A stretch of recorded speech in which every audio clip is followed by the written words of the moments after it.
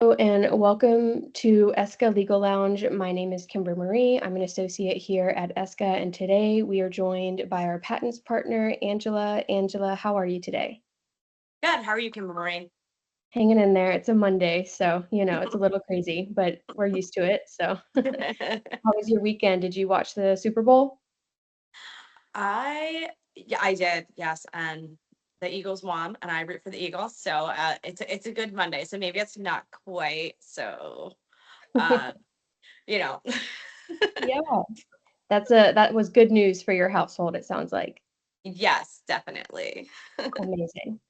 So today we were going to discuss how small businesses and entrepreneurs can approach their IP like a Fortune 500 company. And so we'll just dive right into the first question. I'd love to hear your thoughts when it comes to patent portfolios, how to approach it like a Fortune 500 company would. What can entrepreneurs do when it comes to patent portfolios? Okay, great. So when you look at Fortune 500 companies, they typically have very large patent portfolios, depending on the industry, but most of them really do have large portfolios, especially if you're looking at portfolios for the tech sector, consumer product sector. They may file and have potentially granted thousands of patents each year, which are big numbers, right? And they then take those portfolios that they develop and they keep filing patents off of those portfolios or keep developing technology around that. And you may ask, well, why so many? But if you look in tech and even many consumer product companies, there's small incremental developments that are occurring all the time. They are protecting those. And then there's also the fact that in tech, it takes a lot of different components to come together to make a product. Therefore, there's a lot of IP and innovation that really occurs in those types of companies. Companies that might be in the pharma space, you will see that they still have a lot of filings, but it'll be a lower number because theirs is more a quality, high quality patents because it's protecting the one product. So like a drug will have a patent on it many times. So that is could kind of explain why the numbers are different depending on the type of company and industry that you are looking at. Now, getting down to what they actually do. There are teams that are doing R&D are continually innovating and continually trying to find new solutions. With this, they typically have a process in place for their inventors to submit what is called an invention disclosure. This invention disclosure is a document that captures the idea of what they are inventing, and then it takes that idea and lets them fully explain what it is, what was already created, or what they were building upon to create that innovation, and then why that innovation may not be obvious to someone or has these new or novel features in it. And then also why it would align with the company, be it the products, the current product line, if it aligns with it, or just how it would align the strategy of long-term strategy of the business and where they want to go and why their innovation would be beneficial to that company. Amazing. And if, let's say, we have a small business who comes to you and they also have trade secrets that they're concerned about, what would be your advice to them about approaching their trade secrets as if they were a Fortune 500 company? So trade secrets can be approached from different ways, but one thing that is important no matter what is that every employee, every contractor, and everyone you are working with who may be in the manufacturing supply end, they have confidentiality agreements that you have in place with them. And the employment agreements would have these confidentiality agreements as well, which allows you to make sure you're protecting your IP. That's just across the board, right? To start with, we'll start there. But then just going back, pulling back patents just a little bit with that really helps protect the patent coverage so that the company would also typically write that it's confidential. We can still file the patents. It would prevent that from being what we call a public disclosure in patents. And then it also allows the company to have an ownership right that is stated in that agreement, and that ownership right can be valuable if there would be a conflict later. Then going to the trade secret side of it, it basically is confidential in there.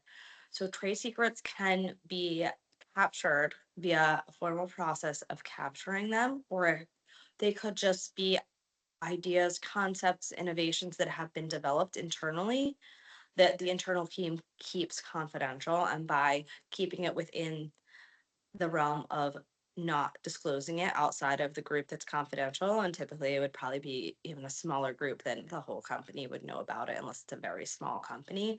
That is one of the best ways to to do that. If a company does want to keep track of it, they can also keep track of it, but then they should also have measures in place to really make sure that that data and information is not accessible.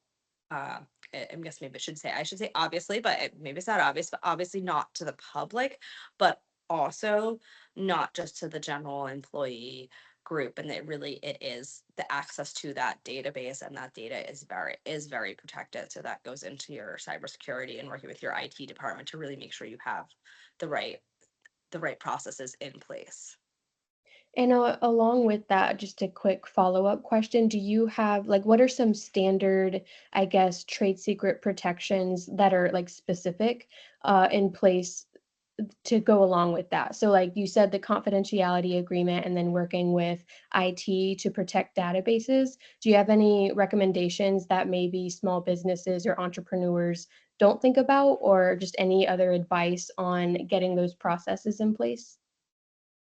I think that you really need to make sure you think about, okay, if there is something that we would want to protect that we don't think would fall into the other areas of IP. Now, something that is a trade secret may be able to be protected with, let's say, a patent, but maybe there's a strategic decision we don't want to use a patent, and that is because a patent has a limited term, so it gives you a monopoly for a limited amount of time. By doing this, then you only give yourself that amount of time, and everything is published when you get a patent, and it's publicly available then uh, after the actual filing process in 18 months, that you keep it a secret, or once it grants.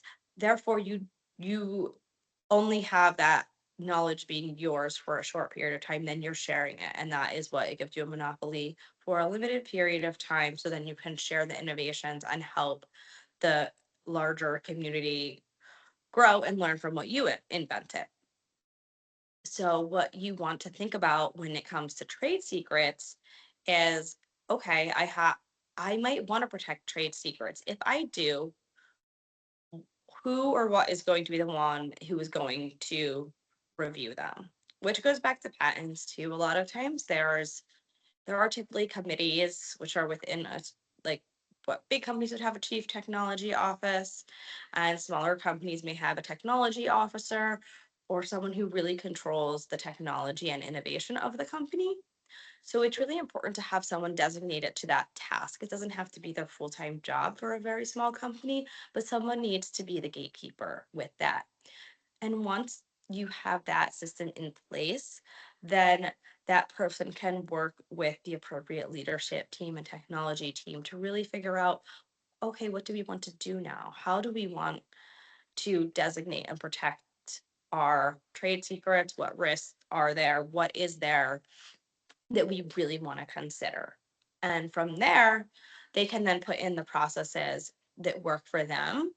And it could be as simple as I use the invention disclosure and forms. That's just really easy ways to do it. And then every time something is submitted, it just gets a document number or something like that. So then they have a record of that, and then they can move forward and have a potentially a committee, one or two people review, and then make decisions on what the actual plan is. Which for patents, we move forward and there could be a filing plan if you want to file in the US, abroad, what countries. You need to know that and make sure that you have that all a process in place to really figure that out, so that you don't have an attorney being like, what do you want to do? And you're just like, oh, I don't know. I didn't think of that. But That said, if you do run into the situation where you are wondering, oh no, what do I do now? Or I'm getting asked this question from us, another attorney. It's not the end of the world, but it could be a sign that you need to think more about your internal processes and potentially even use an IP attorney as a fractional IP counsel to really come in and figure out how to make processes and procedures to help your business so then you can run smoothly and then you have that legal advisor that's right there for you when you need them, but not all the time. Amazing. And can you briefly explain like what a fractional IP attorney is and how that might be different than I guess like what people would expect when they think of an IP attorney? Yes. Uh, so many companies, bigger companies, they have chief IP counsels, which typically manage all of their intellectual property. They could have a head of their patent department, head of their trademark department, and head of copyright. What this person would do that would be slightly different than just having outside counsel who you just contact or send information to. They would spend a little more time with your business and leadership, really figuring out what the goals are and how to set up procedures, processes, and really help you develop a system to obtain those inventions, those ideas, and then once you're able to obtain them, to store them, and then have this person as your advisor who maybe has monthly meetings to review everything that has been submitted, or there's a new product launch and you pull that person in to really dig into, okay, this is what the products, what's going on. This is what has been, either there's brainstorming for IP or the IP was already developed. Now, how do we capture it, and what invention disclosures do we need to make sure we have so that we can really capture that? And then they do a little more work.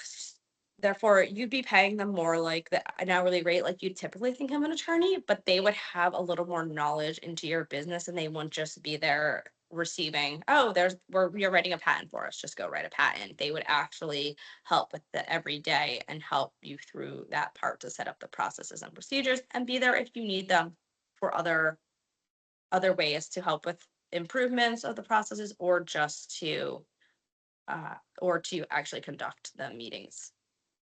Wow, that's awesome. And I think that's not something that I think a lot of people know about. So thank you for sharing that and kind of explaining it a little bit more. I do have one more question before I let you go.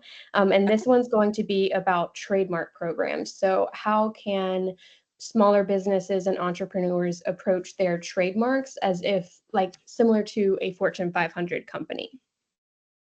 Okay, yes. So trademarks uh, is one thing, and even copyrights, where you should be thinking, okay, what is, what's my name, what's my logo, right? That's your first part. File your LLC, start your business, think about name, logo, then think about how to protect that. But then as your business grows and evolves, you most likely will have different products or offerings or services that you're offering, and you may call them by a name or name them however you classify them.